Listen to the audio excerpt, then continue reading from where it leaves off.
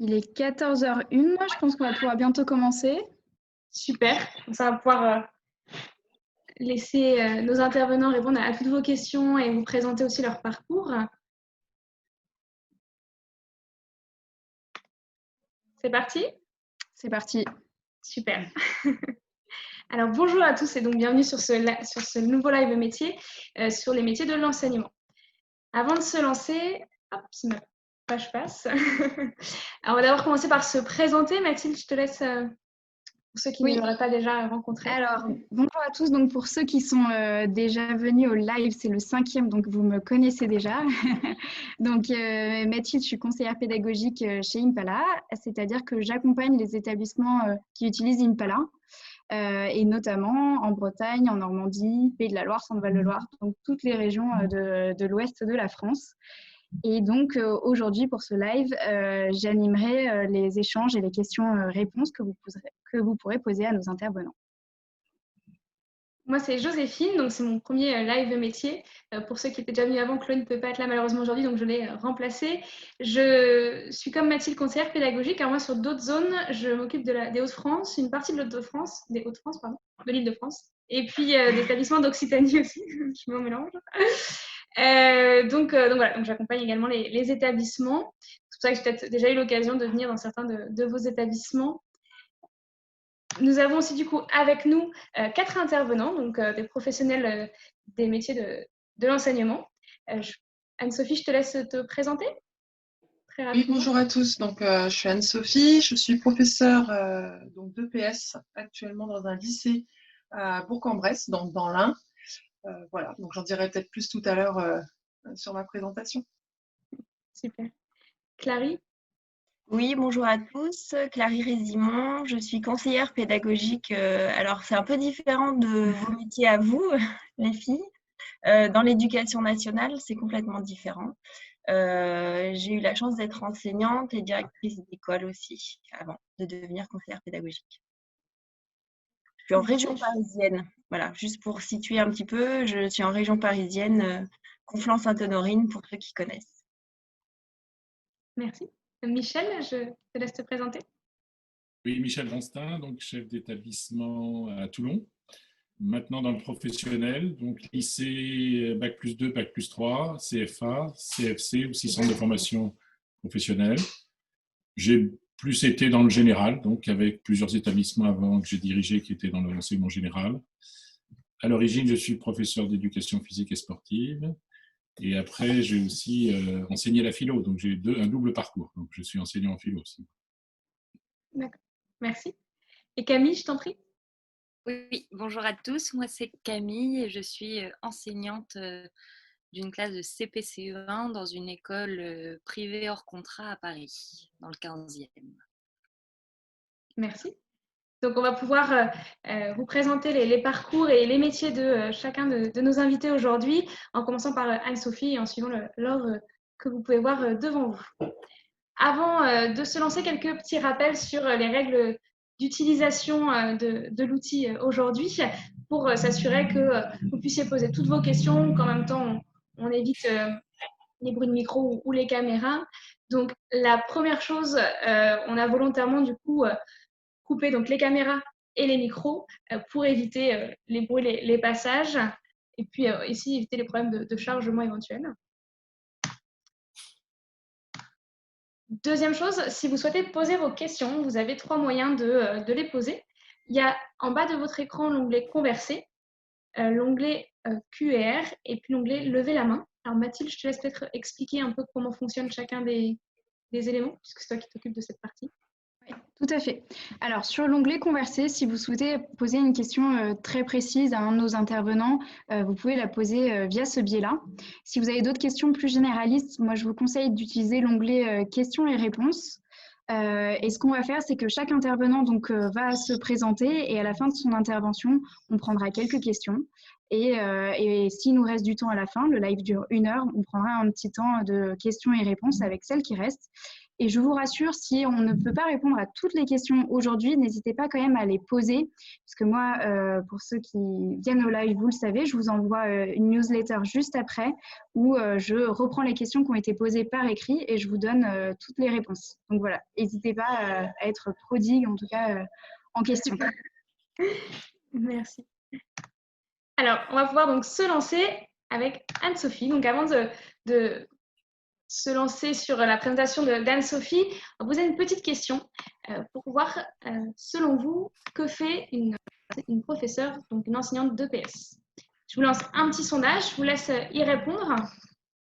Donc, selon vous, une enseignante d'EPS fait faire du sport toute la journée à ses élèves, elle prépare ses cours de sport, les donne et coordonne différents projets sportifs, ou alors elle n'a pas de cours à préparer, c'est du sport.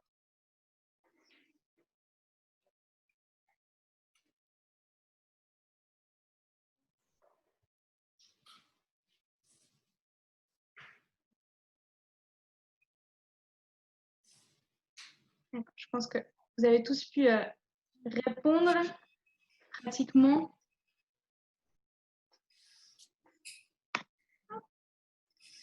Alors, effectivement, donc une enseignante d'EPS, vous êtes 100% à expliquer qu'elle prépare ses cours de sport, les donne et coordonne différents projets sportifs. Anne-Sophie, est-ce que tu peux nous en dire un petit peu plus? Oui. Donc oui, en effet, on prépare des cours, on ne fait pas que du sport. Donc voilà, après moi je vais me présenter rapidement. Donc moi je suis professeure d'EPS donc dans un lycée comme je disais tout à l'heure. Je suis enseignante depuis plus de 20 ans maintenant. Et durant toutes ces années d'enseignement, donc j'ai pu enseigner au collège, dans des lycées, et même dans du bac pro, BEP.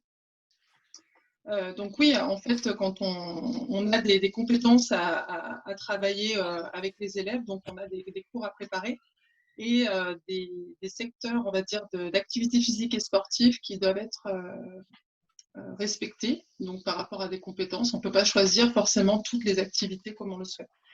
Il y a certaines activités qui sont imposées.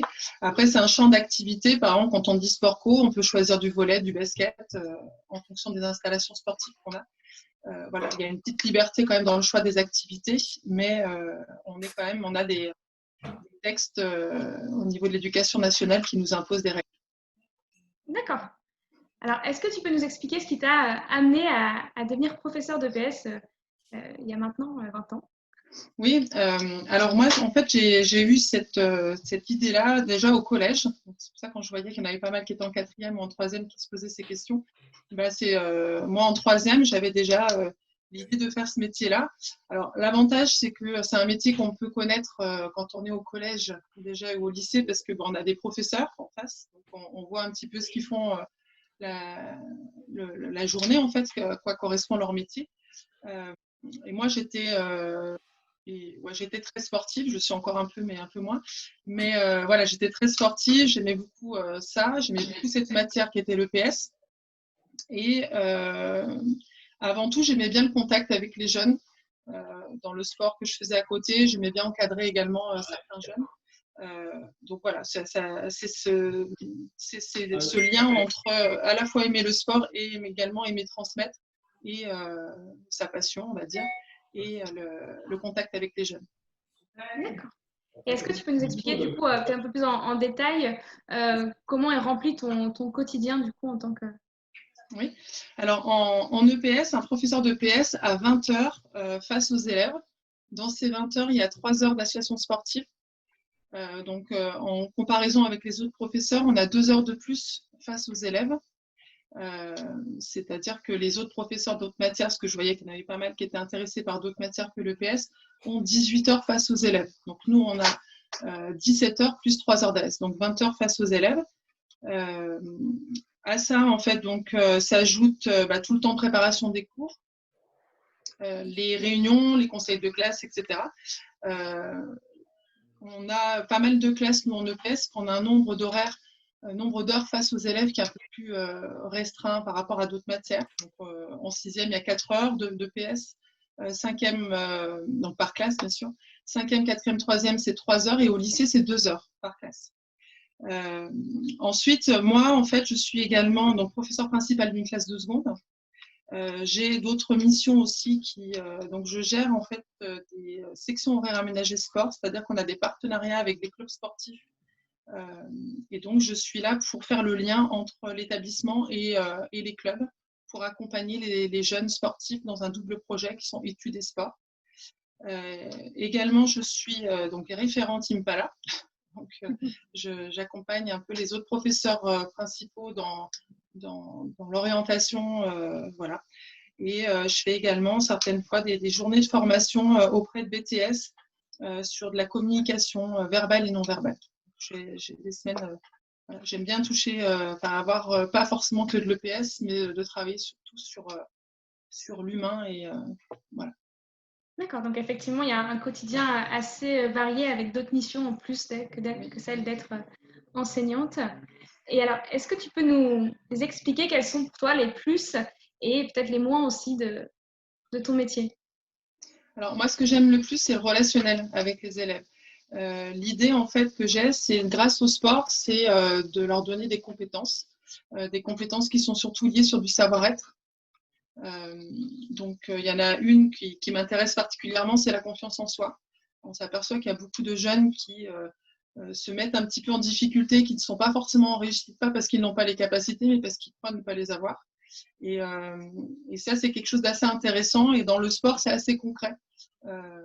Notamment dans de la course, certains élèves, tout le monde sait courir, mais certains élèves se limitent par rapport à l'effort parce qu'ils n'ont jamais dépassé cet effort-là et pensent ne pas être capables de le faire. Et le jour où ils se rendent compte que finalement ils sont capables et qu'ils ont le sourire à la fin du cours, c'est une vraie satisfaction et c'est vraiment ça qui m'intéresse dans ce métier-là. Après, pour ma part, c'est pas la performance sportive, c'est pas ce qui m'intéresse le plus, même si elle en fait partie au niveau de l'EPS, mais c'est vraiment voilà, toutes ces valeurs qui sont liées savoir travailler en groupe, le goût de l'effort, des choses comme ça qui sont importantes pour la vie future. Donc ça, c'est vraiment ce qui m'intéresse le plus dans ce métier. Après, moi, ce qui me pèse, entre guillemets, le plus, c'est la notation. La notation chiffrée, pas l'appréciation, parce que l'appréciation peut mettre pas mal d'éléments pour valoriser le travail ou pas de l'élève, alors qu'une notation chiffrée, c'est quand même difficile. Un exemple, il y a des élèves qui peuvent être en grosse difficulté, mais qui ont fait des gros progrès. Notamment au lycée, la prise en compte du progrès n'est pas au baccalauréat, par exemple, même s'il y a une partie de la notation qui n'est pas du tout liée qu'à la performance. Mais c'est vrai que quand on voit que l'élève a fait des gros progrès, il est content de lui, mais que la note, elle n'est pas celle qu'il a attendue, c'est toujours décevant. Et le travail, justement, notamment sur la confiance, peut être un peu effacé à cause de cette note. Donc, c'est dommage. Donc, je dis beaucoup à mes élèves, regardez l'appréciation. Et à l'inverse, un jeune qui est très très bon et qui a des très bonnes capacités, mais qui a juste tout donné le jour de l'épreuve, va avoir une bonne note, mais dans l'investissement, ça ne va pas être ça. Donc, cette part notation est un peu, voilà, c'est un petit point négatif pour ma part. Et après, il y a autre chose aussi au niveau négatif où je ne suis pas forcément très à l'aise, c'est sur le positionnement face à l'orientation, notamment du post-bac. Il est quand même souvent difficile d'apporter un avis face à des élèves parce que des fois, comme je dis, c'est souvent plus un blocage et qui ne sont pas forcément en grande réussite scolairement ou qui ne sont pas faits pour le système scolaire classique mais qui derrière vont s'épanouir après le bac. Et c'est vrai que c'est un côté qui pour moi, je ne suis pas forcément à l'aise face à ça dès le lycée de dire oui ou non, on les voit s'orienter ou réussir ou pas leur vie professionnelle. Voilà. C'est ces deux points-là qui, pour moi, sont un peu plus... voilà, c'est pas le positif pour moi. Alors après, par rapport à ce métier-là, quelles sont pour toi les compétences utiles, importantes à avoir de ton expérience? Alors, pour moi, c'est la gestion d'une classe, en fait. Donc, quand on a plus de 30 élèves en face, il faut quand même avoir une certaine assurance. Je ne vais pas dire en imposer, mais pas loin. C'est-à-dire montrer qu'on est là, c'est nous qui dirigeons la classe. C'est beaucoup d'observation. d'être capable de vraiment regarder un petit peu ce qui se passe dans son cours pour arriver à ajuster son enseignement en fonction. Après, c'est d'être juste et assez ferme dans ses décisions. À partir du moment où on montre qu'on doute un petit peu, la classe peut prendre rapidement la main sur le cours. Voilà, c'est plus là-dessus. Et encore une fois, c'est beaucoup d'observation, d'empathie pour ses élèves. Ne pas être dans le jugement. Voilà, d'être là pour les aider. C'est pas grave le niveau de départ. L'idée, c'est de les faire progresser. Okay. Et alors, est-ce que tu pourrais nous expliquer les grandes lignes de ton parcours d'études? Donc moi, en fait, j'ai eu un bac S, spécialité SVT. Donc, après, je suis allée à l'UFRAPS, donc c'est la fac de sport où on fait des études de sport. Donc, j'étais à Lyon. J'ai eu une licence, je me suis inscrite en master et j'ai passé le concours qui s'appelle le KER. C'est comme donc c'est la dénomination du concours privé. J'ai choisi voilà de passer un concours dans le privé. Moi, j'étais élève dans le privé aussi, donc voilà, c'était plus un choix par rapport à ça parce que je connaissais l'enseignement privé. Donc, je l'ai raté en externe. Donc, ça veut dire juste après mes études, quand j'ai eu ma licence et que j'étais inscrite en master, j'ai raté le concours la première fois. J'ai fait le choix d'arrêter mes études à ce moment-là pour pouvoir commencer à faire des remplacements. À partir du moment où on a ce niveau d'études, on peut faire partie des être maître auxiliaire, ça s'appelle, et on fait des remplacements dans l'enseignement privé. Donc, j'ai fait 3 ans de remplacement. Et avec 3 ans, donc ça m'a fait 3 ans d'ancienneté et ça m'a permis de le passer en interne, le concours en interne, qui était plus orienté sur l'expérience professionnelle, mais c'était quelque chose qui me correspondait mieux. Et donc, je l'ai réussi dès la première fois que je l'ai passé. Et j'ai trouvé ces 3 années de remplacement vraiment très, très... ce sont des années formatrices parce qu'on arrive en tant que remplaçant, il faut tout de suite s'imposer. On n'est que le remplaçant de prof. Et à la fois, il faut s'imposer. Et puis, on a une diversité de classes très, très importante. Et donc, ça permet vraiment de comprendre le fonctionnement d'une classe, les différents types de publics qu'il peut y avoir en face de soi. D'accord. Si vous avez des questions après sur le parcours d'Anne-Sophie, n'hésitez pas à lui mettre dans l'onglet Converser. Est-ce que tu aurais quelques conseils à donner aux élèves avant qu'on puisse passer à la présentation du métier de conseillère pédagogique? Alors, les conseils, c'est quand on s'oriente vers ce métier-là, d'enseignement au sens large. Alors, c'est bien d'aimer sa matière. Heureusement que voilà, moi j'aimais le sport et c'était important. Mais avant tout, je pense qu'il faut vraiment aimer transmettre et aimer les élèves, le contact avec les élèves. Je pense que voilà, la matière, c'est simplement un outil qui nous permet d'apporter des compétences aux élèves. Mais c'est pas, à mon sens, c'est vraiment que mon avis à moi. Mais le sens premier, c'est vraiment des compétences qui vont être transversales, qui vont permettre d'aider les jeunes dans la vie future et de les aborder grâce à sa matière. Voilà. Après, dans d'autres matières donc, qui ne sont pas l'EPS, bien sûr, il y a besoin il y a des connaissances qui sont aussi très importantes.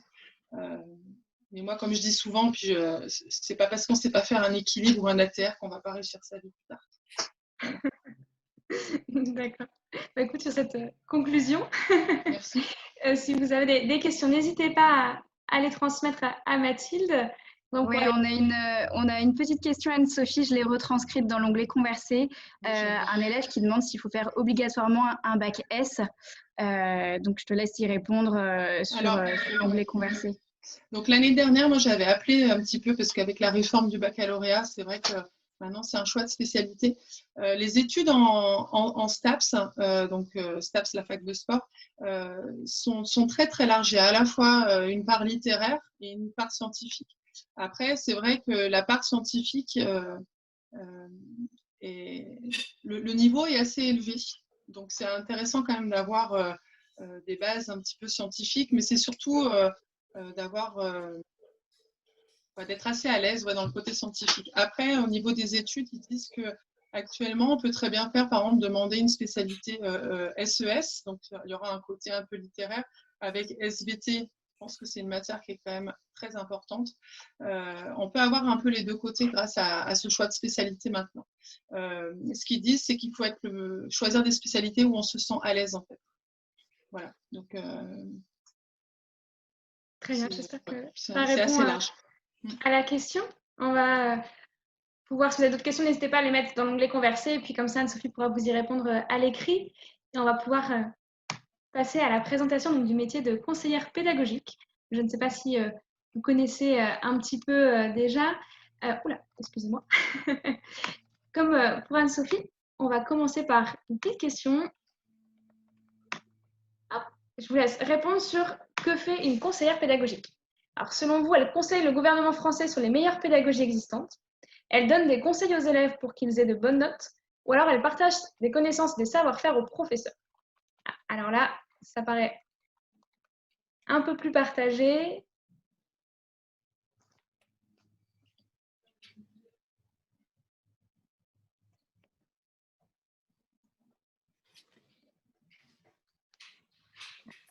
Ouais, on sent que c'est peut-être moins connu. Alors, pour l'instant, je vous partage les résultats. Donc, vous êtes 64% à penser qu'elle partage des connaissances et des savoir-faire aux professeurs, 27% à penser qu'elle donne des conseils aux élèves pour qu'ils aient de bonnes notes, et 9% à penser qu'elle conseille le gouvernement français sur les meilleures pédagogies existantes. Alors, Clary, est-ce que tu peux nous dire ce qui est vrai? Alors, ce qui est vrai, c'est que principalement, on partage des savoirs, des savoir-faire et des savoir-être avec effectivement alors des professeurs des écoles, hein, je précise, parce que conseillère pédagogique, c'est principalement dans le premier degré. Donc, le premier degré, ça concerne les écoles maternelles et les écoles élémentaires. Donc, ça va de la petite section au CM2. Donc, effectivement, mon rôle, c'est d'accompagner notamment les jeunes enseignants dans l'entrée du métier. Voilà. Et alors, qu'est-ce qui t'a amené à choisir ce métier justement?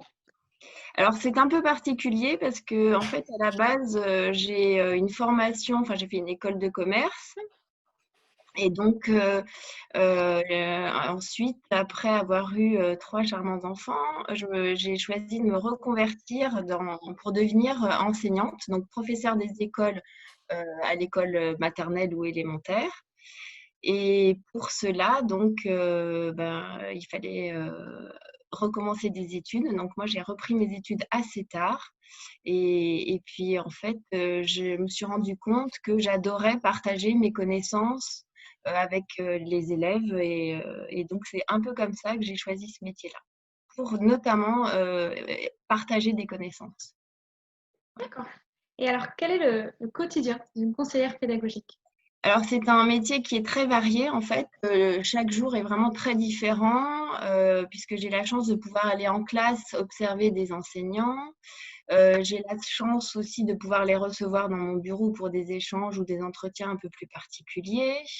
J'ai la chance de créer des formations, de les mettre en œuvre et d'aider du coup les enseignants à améliorer leur pratique grâce notamment à des connaissances qu'on a grâce à la recherche. Parce qu'on a énormément aussi, notre temps est quand même énormément consacré à l'acquisition de nouvelles connaissances et surtout prendre connaissance des recherches qui ont lieu en ce moment, notamment sur les neurosciences ou les sciences de l'éducation, la sociologie, la pédagogie, etc. On doit être toujours avoir une veille en fait. Et on doit être en veille régulièrement pour pouvoir au mieux accompagner les enseignants que l'on va visiter. Donc ça, c'est vraiment très important. Qu'est-ce qu'on a d'autre? On a aussi la chance de pouvoir travailler en groupe, donc dans différents domaines. Par exemple, pour élaborer des documents pour aider les enseignants, toujours hein, à mieux comment dire, à être plus performants dans leur pratique. Donc, on va élaborer des documents en groupe de travail. Personnellement, je fais partie d'un groupe de français, d'un groupe de tennis ou d'un groupe d'équitation. Donc, on va choisir un petit peu en fonction de nos préférences, de nos attirances. Voilà. D'accord.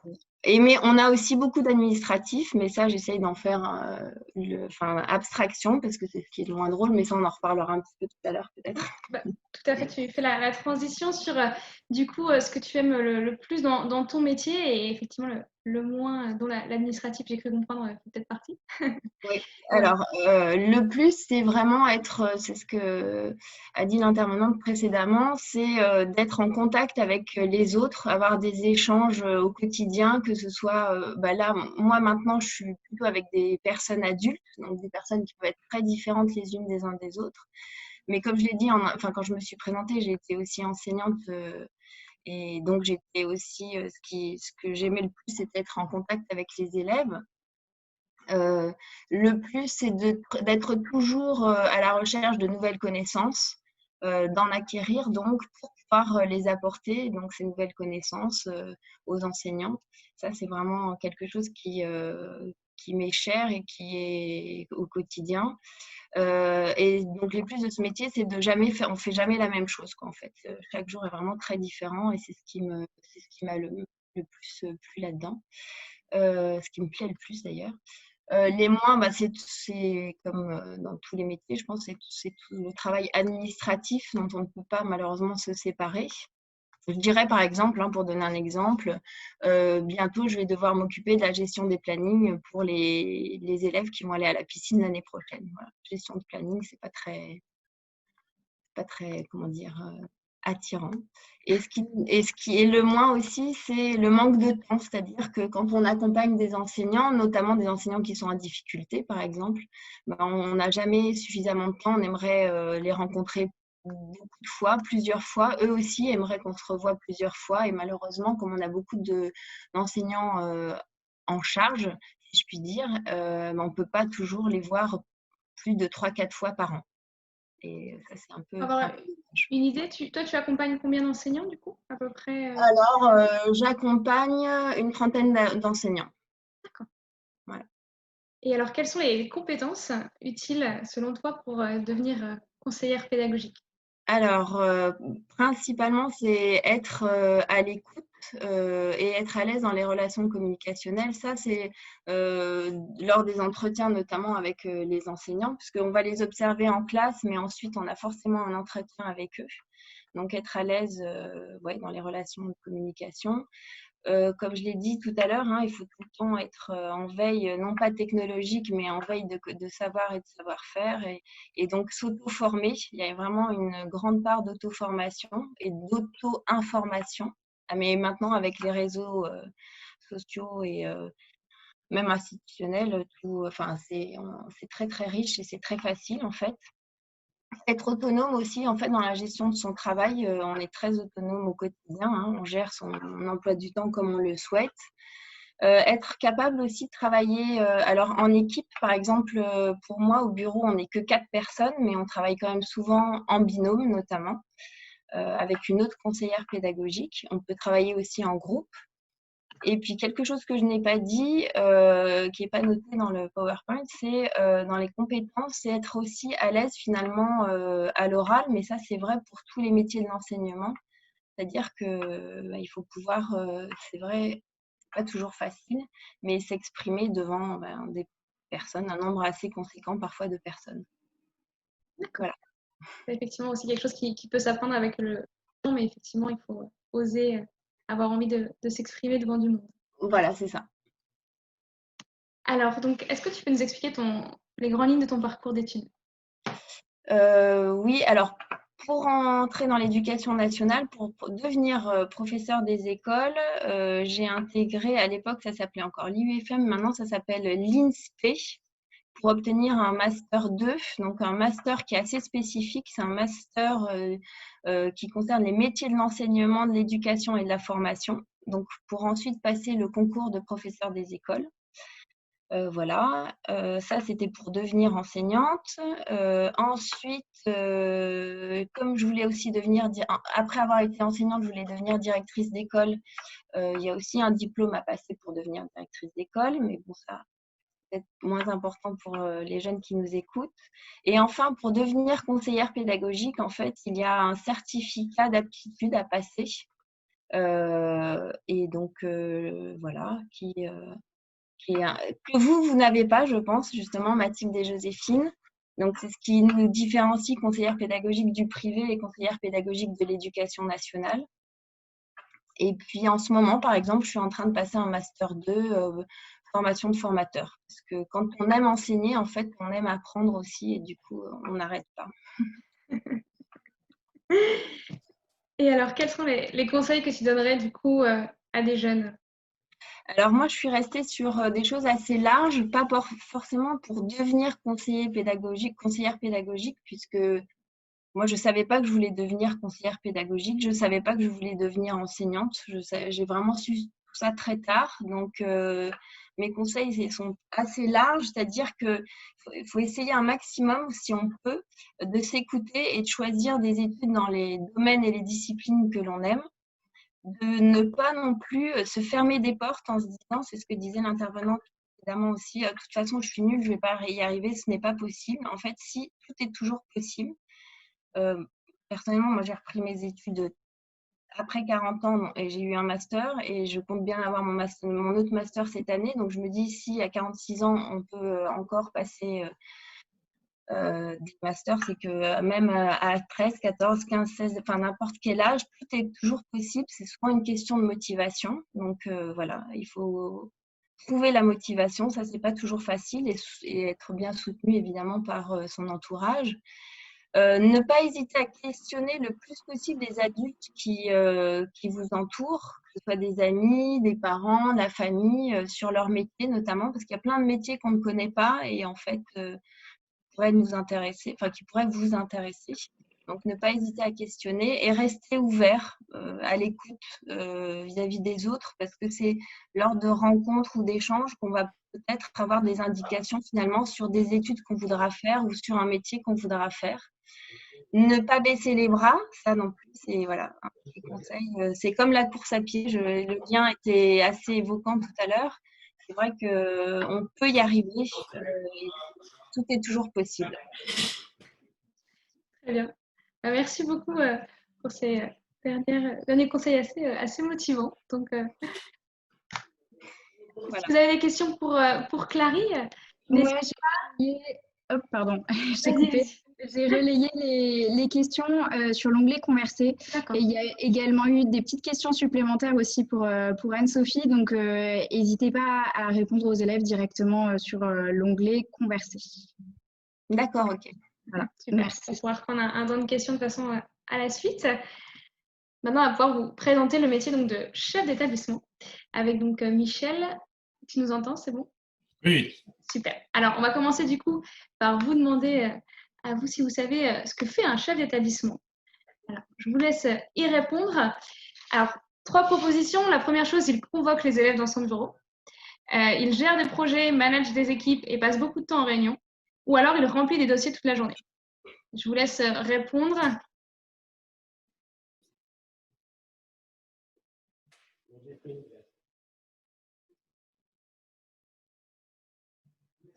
C'est amusant parce que je pense que vous êtes nombreux à commencer par « il convoque les élèves dans son bureau et à changer votre vote ».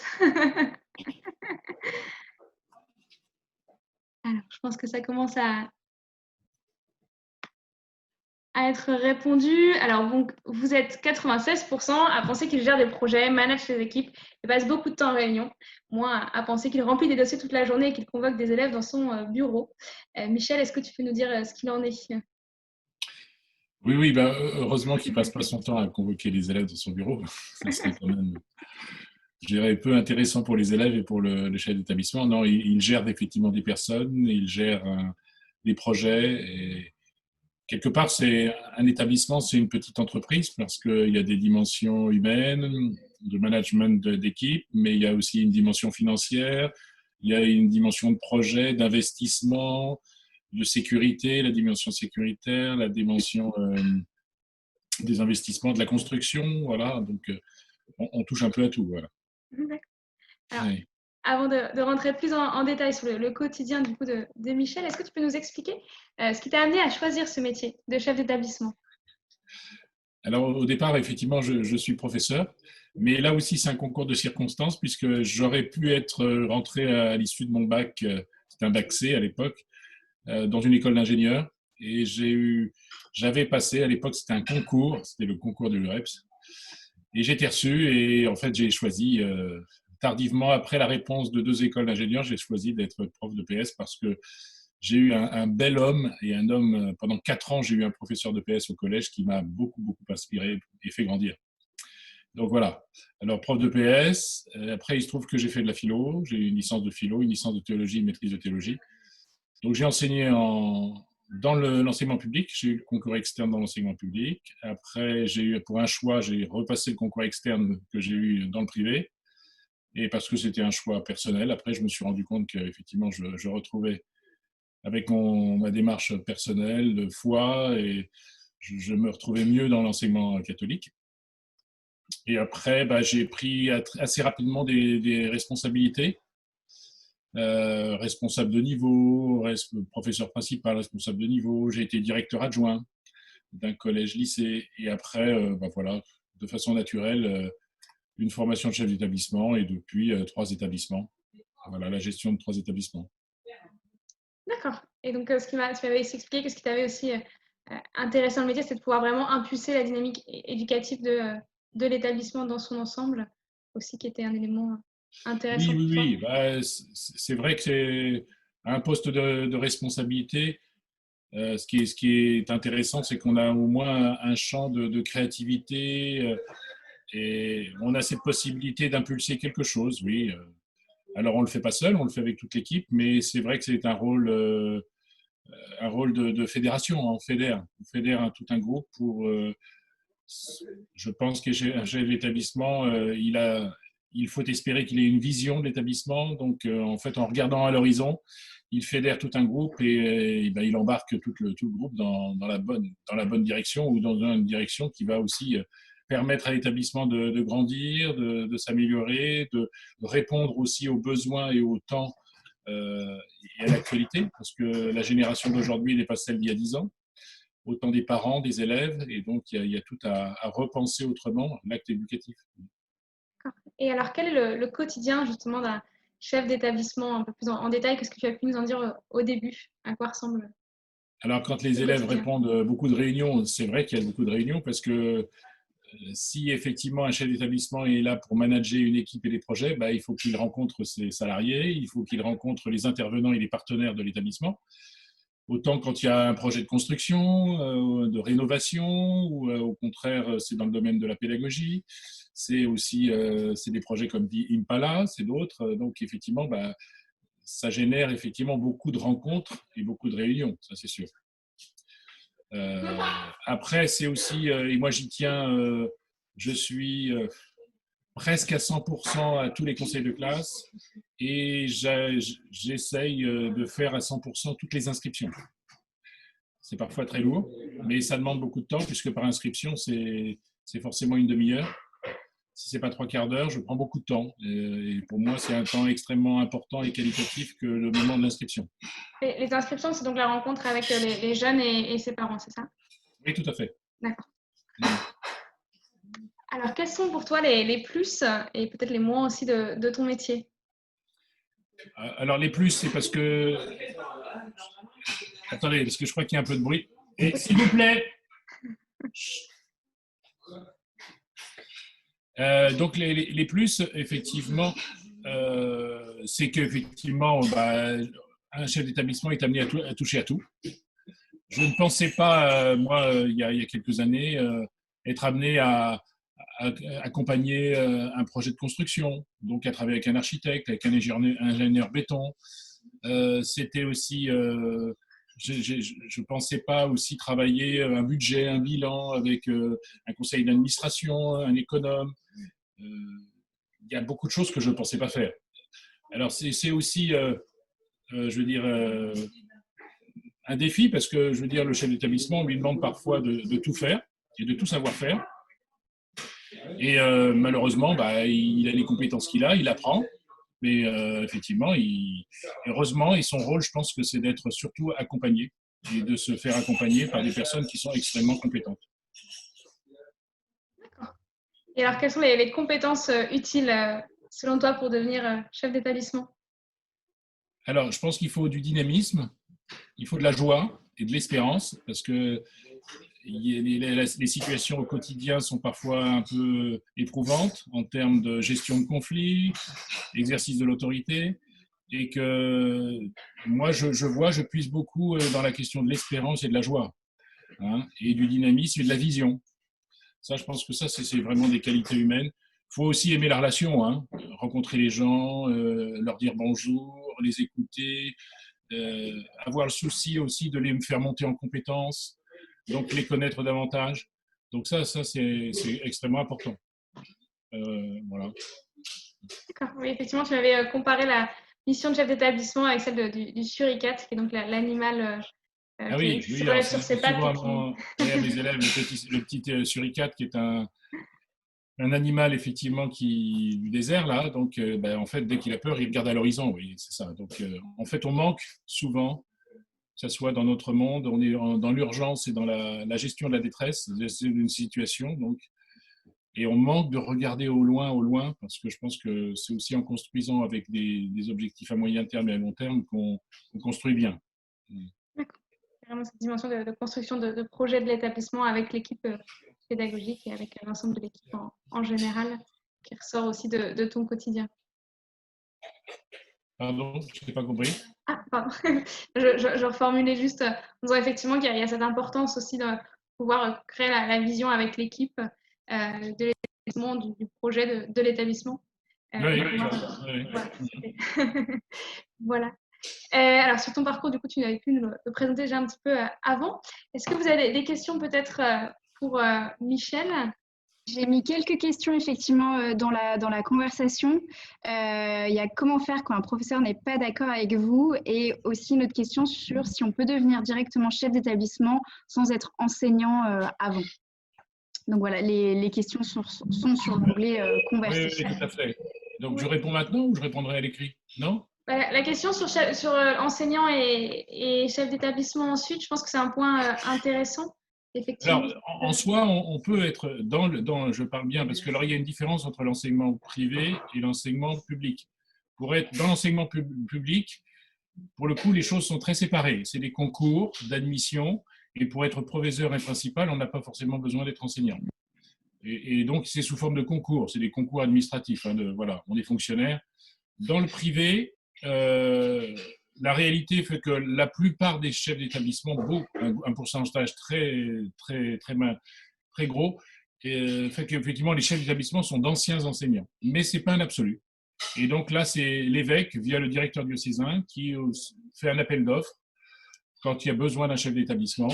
Et à la limite, il n'a pas forcément besoin d'être professeur. C'est vrai que c'est quand même un atout que d'avoir connu l'enseignement, le fonctionnement, autant pédagogique, l'ambiance d'une salle des professeurs, tout ce qui est aussi administratif, TRM, besoin. C'est sûr que c'est quand même un plus, mais c'est pas un absolu. Ça répond à la question. Après, je te laisse répondre dans l'onglet converser à l'écrit si ça te convient. Oui, tout à fait. Ouais, donc n'hésitez pas à envoyer toutes vos questions à Michel. On va pouvoir maintenant passer à la présentation donc, de Camille, qui elle est professeure donc, des écoles. Alors, Michel, est-ce que tu veux bien juste couper ton micro peut-être comme ça? Hop, super. Et donc, avant de se lancer, on repart donc sur un petit sondage. Donc, selon vous, que fait donc une professeure des écoles? Je vous laisse nous donner votre opinion. Donc, soit elle fait des cours et donne des devoirs, elle partage son temps entre ses élèves, les cours et leur préparation, et elle enseigne le français et les mathématiques. Alors, Camille, est-ce que tu nous entends bien? C'est bon? Moi, je ne t'entends pas. Est-ce que je peux te reparler peut-être? Là, vous m'entendez maintenant? Oui, c'est bon, super. Merci. Alors, effectivement, donc là, après ça, une professeure des écoles, à 97% des répondants, vous avez tous dit qu'elle partage son temps entre ses élèves, les cours et leur préparation. Camille, est-ce que tu peux nous confirmer si c'est bien ça? Oui, c'est tout à fait ça. Ces trois pôles. Il y a les élèves, les cours et la préparation des cours. Et plein d'autres choses aussi, mais effectivement, c'est ça. Finalement, assez similaire avec Anne-Sophie aussi, qui est aussi enseignante sur un autre niveau. Tout à fait, mais enfin, la différence étant que moi, j'enseigne dans une école privée hors contrat, donc ça veut dire que c'est une école qui ne dépend pas de l'éducation nationale, c'est comme complètement une entreprise privée, donc on n'y accède pas par les mêmes moyens que pour être enseignante dans les écoles, dans le public ou dans le privé sous contrat. Il n'y a pas besoin de passer spécialement le concours de professeur des écoles pour arriver à un poste d'enseignante. Super, tu vas pouvoir nous expliquer un peu plus en détail justement ton parcours à toi. Alors, première chose, donc pourquoi est-ce que tu as choisi ce métier justement, ce qui t'a amené à faire ce choix? Alors, moi, j'ai toujours voulu travailler avec des enfants, du plus loin dont je me souviens, j'ai toujours voulu ça, et surtout dans l'enseignement. Après, j'étais pas vraiment sûre de vouloir faire de longues études et de passer le concours. Donc, après un bac littéraire, donc maintenant, j'imagine qu'il y a des spécialités je sais pas. Le bac anciennement, le bac, du coup, c'était le bac L que tu as fait. Ouais, voilà, c'est un bac L que j'ai fait. Après ça, j'ai fait des études de psychologie. J'ai fait 3 ans et je me suis retrouvée en 3e année en stage dans une école, dans l'école où je suis actuellement, c'est une école spécialisée pour les enfants précoces. Et je me suis beaucoup plu et j'en avais un peu marre des études et on m'a proposé un poste là-bas en tant qu'assistante psychologue. Donc, j'ai accepté et 1 an après, le poste d'enseignant de CPCE1 s'est libéré, on me l'a proposé et donc ça fait 1 an que j'enseigne là-bas. Voilà comment je suis arrivée là. Super. Alors, du coup, quel est ton quotidien en tant qu'enseignante? Alors, mon quotidien, c'est que le lundi, mardi, jeudi et vendredi, je passe mes journées à l'école avec les enfants. On appelle ça du face-à-face pédagogique. Dans mon école, ça fonctionne par demi-journée, c'est-à-dire que le matin, on fait plutôt les enseignements classiques, c'est-à-dire le français et les mathématiques généralement, et l'après-midi, c'est plutôt les autres enseignements. Donc nous, on voit dès le CP, on fait de l'anglais, de la philosophie, des arts, de la découverte du monde, enfin voilà. Et le reste du temps, le mercredi, le week-end, les soirs, je corrige les cahiers, je prépare mes cours pour les semaines suivantes et j'ai aussi des rendez-vous avec les parents, des réunions avec l'équipe parce que c'est quand même un travail d'équipe. Et, et voilà. Très bien. Alors, tu as dit aussi psychologue lorsque les élèves sont dans des enseignements que tu ne prodigues pas. Effectivement, tu as spécifié. Donc, j'ai gardé cette année, tout en étant enseignante, j'ai gardé la partie psychologue, c'est-à-dire qu'il y a une psychologue à temps plein dans l'école où je travaille, mais il y a des moments de la semaine où mes élèves sont en sport ou en anglais, par exemple, avec leur prof de sport et leur prof d'anglais. Donc, dans ces moments-là, je travaille avec la psychologue et je l'aide à traiter à traiter différentes tâches. Par exemple, moi, ce que je fais souvent, c'est répondre aux parents qui souhaitent déposer un dossier de candidature et qui ont des questions. Donc, je les rappelle, je réponds à leurs questions. Je peux aussi recevoir les enfants qui ont besoin de parler, qui ont besoin de moi, ou bien encore, oui, voilà, répondre aux mails d'information. C'est plutôt de l'information. D'accord. Effectivement, aussi un quotidien assez varié finalement, au-delà de l'enseignement pur. Et alors, quels sont du coup les plus et les moins pour toi de ton métier? Alors, les plus, je crois que je vais dire à peu près la même chose que tout le monde, mais donc c'est vraiment le lien que l'on noue avec ses élèves, surtout, enfin, notamment quand ils sont jeunes et en plus en CPCE1, c'est que je les ai toute l'année sur toutes les matières. Donc, je suis une des personnes qui le voit le plus après leurs parents. Donc, on crée vraiment un lien et c'est vraiment très agréable de les voir progresser et voilà. Et bon, après, c'est vraiment personnel à moi-même parce que j'ai une classe de CP et c'est d'arriver en juin et de voir tous ces enfants qui savent lire alors qu'ils ne savaient pas du tout lire en septembre. Voilà. Et les Donc, mois. ouais, peut-être que tu, du coup. Alors, globalement, c'est ma première année, donc pour l'instant, je suis plutôt sur un petit nuage et j'aime à peu près tout ce que je fais. Les moments où je me suis sentie moins bien, c'est peut-être les moments où j'ai eu des élèves en difficulté et où j'ai eu du mal à les accompagner, où j'ai pas réussi à les accompagner comme je le voudrais. Après, c'est des choses qui généralement se débloquent et justement en travaillant en équipe ou en travaillant avec les parents. Mais il y a des moments où on a l'impression qu'on est dans une impasse et c'est pas toujours agréable, mais là, généralement, ça passe. Tu finis par trouver une solution. Tout à fait. Et alors pour toi, quelles sont les compétences utiles pour devenir professeur des écoles? Encore une fois, ça a été dit et redit, mais c'est voilà, avoir envie de transmettre, pas que des notions académiques, parce que voilà, quand on a des enfants pendant un an régulièrement avec soi, ben, on leur transmet aussi, on essaye de leur transmettre comment se comporter en société, comment interagir les uns avec les autres, mais aussi on essaye de leur transmettre des notions de français, de mathématiques et plein d'autres choses. Il faut être patient et accepter que tout ne peut pas être fait parfaitement et tout ne peut pas être fait comme on le voudrait parce que, comme j'aime bien le dire, bah, c'est écrit, je crois, voilà, on ne travaille pas avec des documents qu'on peut changer et rechanger comme on veut. On travaille avec des enfants qui ont leur propre caractère et qui font exactement ce qu'ils veulent, en fait. Enfin, pas toujours, mais voilà. Donc, il faut accepter que ce ne soit pas toujours parfait.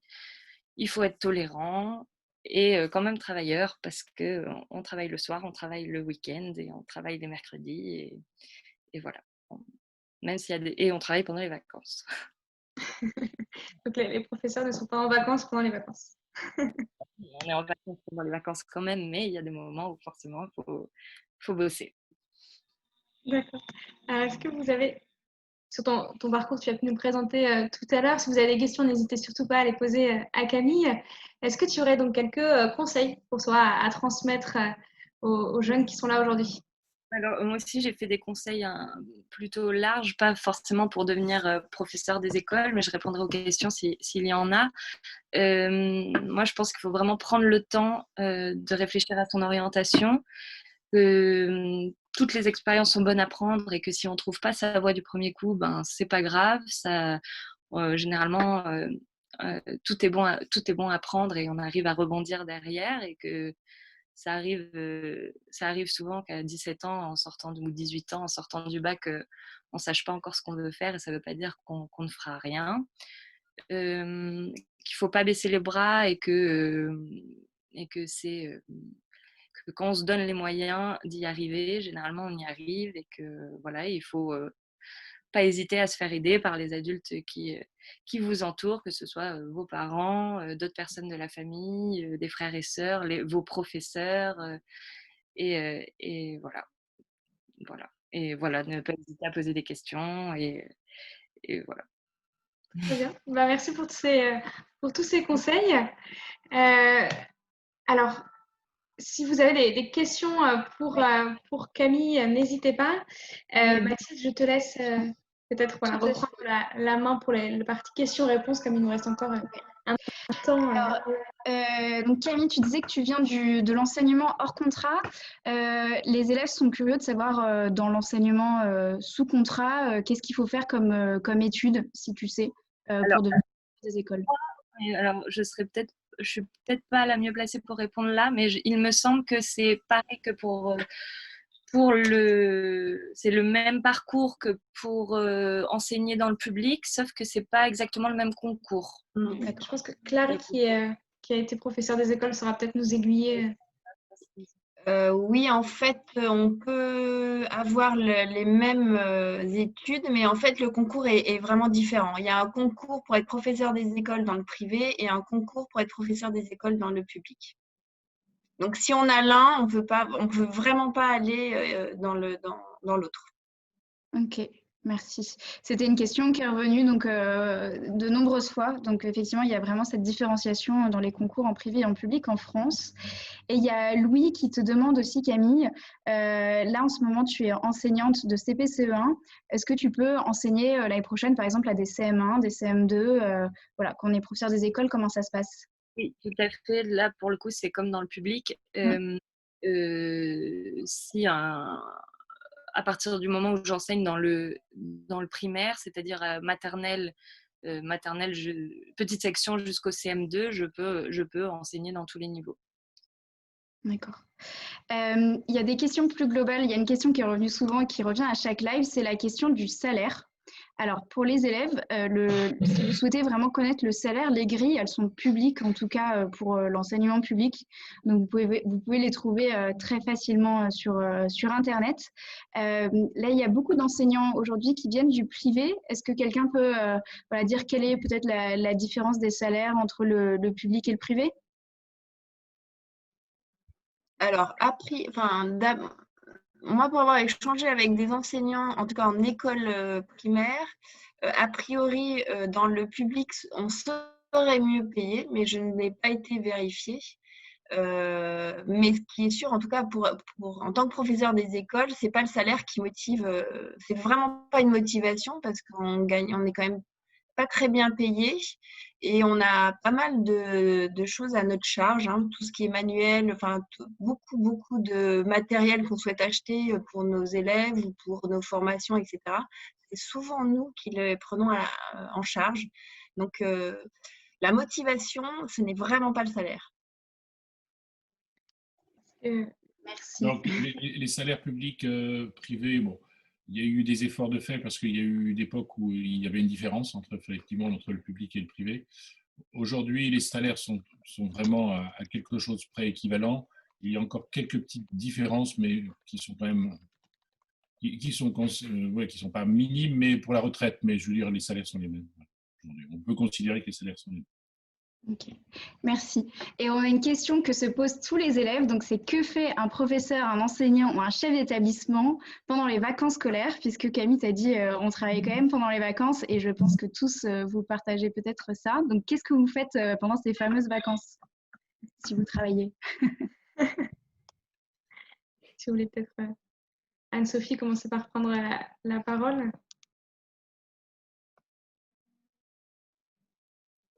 Vous m'entendez? Oui, oui. Eh ben, pendant les vacances, automatiquement, il y a la préparation des cours. Souvent, les cycles, en fait, sont, par rapport à l'EPS, sont coupés entre les vacances. Souvent, à la fin d'un cycle, il y a des vacances et après, on enchaîne sur un deuxième cycle. Donc, on prépare des cours. Après, c'est vrai qu'après, à force d'avoir de l'expérience, les cours, c'est plutôt à réguler ces cours plutôt qu'à les construire constamment. Après, il y a des réformes qui font que on est souvent obligé de retravailler. Un exemple clair, au lycée, là, il y a la réforme au niveau du lycée et en EPS également. Donc, tous les référentiels d'EPS ont été à construire. Donc, chaque professeur devait construire son référentiel et qui est validé au niveau de l'académie. Donc voilà, il y a différents exercices du travail dans ce sens-là. Après, quand on a d'autres fonctions, il y a les autres fonctions aussi où on doit travailler. En tant que professeur principal, par exemple, ça prend quand même beaucoup de temps. Et à la fois, je rejoins un peu les collègues. Il faut faire attention quand on se lance dans ce métier, c'est pas se dire c'est super, on n'a que des vacances. Par rapport au salaire également, il faut, comment dire, par rapport au salaire, c'est la même chose. C'est-à-dire que le salaire est progressif. Au début, on ne gagne vraiment pas énormément. Après, au bout de 20 ans, on arrive quand même à avoir un salaire qui reste que correct, mais dans tous les cas, on sait combien on aura à la retraite. Il n'y a pas une évolution comme dans du privé. Voilà. Il faut vraiment, voilà, c'est plutôt ce côté passionné de transmettre et le relationnel. On a tous parlé beaucoup de relationnel, quel que soit le secteur, on va dire, dans lequel on est. Et je pense que c'est surtout là-dessus qu'il quand on choisit ce métier qu'il faut faire. Sinon, on aura quand même beaucoup de frustration et ça sera dommage. Donc voilà. Est-ce que vous avez d'autres choses à apporter, peut-être Camille, Michel ou Clary? La question aussi qui était sur pendant les vacances et peut-être la question du salaire aussi, si vous souhaitez rebondir. Oui, c'est la même chose. C'est les vacances, généralement, on les utilise pour préparer la période qui arrive, pour préparer les cours, préparer les projets qu'on va mettre en place avec nos élèves durant la prochaine période. Les périodes, c'est les semaines entre chaque vacances. Voilà. Peut-être dernière question avant de vous libérer. Les élèves se demandent si, quand on est enseignant, il y a une certaine liberté au début de l'année et dire ah ben moi je rêve d'avoir les 6e. Est-ce que vous pouvez me donner les 6e ou est-ce que le professeur peut arranger son emploi du temps? Donc peut-être que c'est le chef d'établissement qui pourra répondre à cette large question des plannings.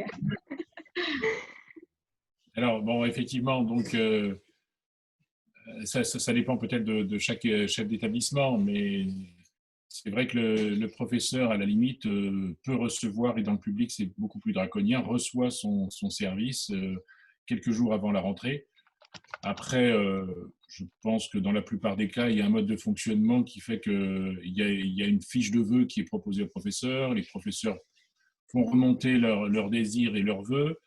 Il y a un travail en équipe pédagogique. Donc voilà, les professeurs d'EPS, de sciences de la vie s'organisent entre eux en disant, bah voilà, donc il y a une proposition qui est faite et avec effectivement des impératifs et une ligne de conduite du chef d'établissement qui nomme plutôt un professeur en 6e plutôt que l'autre. Bon voilà, mais bon, c'est un partage. Voilà. Après, au bout du compte, c'est vrai que c'est quand même le chef d'établissement qui décide. Hein. Mais normalement, ça se fait avec la coopération et de l'ensemble des professeurs. Ok, très bien. Alors, merci beaucoup. Il y a certaines questions qui étaient très spécifiques. Donc, j'y répondrai comme je vous le disais. Vous allez recevoir après ce live un petit mail qui vous récap les grandes lignes de ce live et j'insérerai une page avec les réponses à ces questions-là. On a eu également une question assez générale sur les prochains lives. Donc, nous avons décidé d'arrêter les lives aujourd'hui. Donc, effectivement, on avait prévu d'autres lives, notamment un live sur le métier, sur les métiers des animaux. Mais vous êtes nombreux à avoir repris le chemin de l'école et vous êtes nombreux à avoir repris vos activités le mercredi après-midi. Et donc, nous avons moins de participants qu'au début de l'année. Donc, on préfère revenir en force à la rentrée. Donc, on reproposera des lives à la rentrée. On avait bien noté vos idées, donc notamment sur le live sur les animaux. Et vous aurez évidemment toutes ces informations-là l'année prochaine par notre biais, par le biais de vos enseignants qui utilisent Impala. Donc voilà, vous allez recevoir également en quittant le live pour les élèves un petit questionnaire pour nous dire voilà, si ce live vous a plu. Donc merci beaucoup aux intervenants, à leur participation, merci aux élèves d'être venus aujourd'hui et de n'être pas allés voir les copains et la plage pour certains.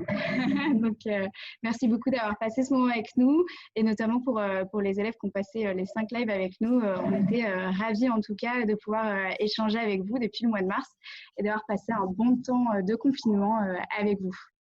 Voilà, Joséphine, je te laisse conclure.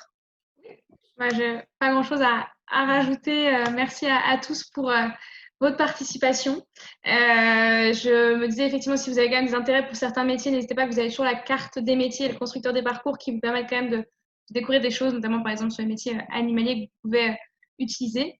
Sinon, en tout cas, merci à vous d'avoir participé et puis on vous dit donc à l'année prochaine et merci encore à tous nos invités d'avoir pris le temps de nous partager votre expérience et vos motivations pour les métiers de l'enseignement.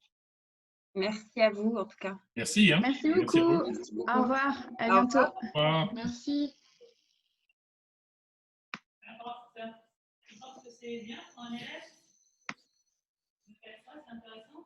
Bon, écoute, il y avait 80 personnes qui étaient connectées.